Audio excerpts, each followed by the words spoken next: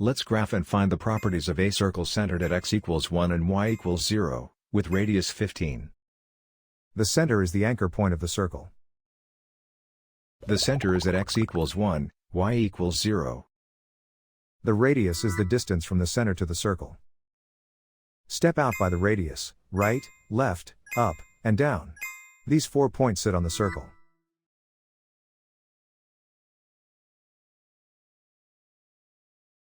A circle equation uses center shifts on the left, radius squared on the right. Substitute the center values and the radius before simplifying the signs. Now simplify the center shifts. Subtracting a negative center coordinate becomes plus. The radius is 15, so 15 squared gives 225. Now we derive the related properties from the radius. The diameter is 2 radii across, 2 times 15 equals 30. The circumference is 2 pi r, 2 times pi times 15 equals 30 pi. The area is pi r squared, pi times 15 squared equals 225 pi. So this circle is described by its center and radius.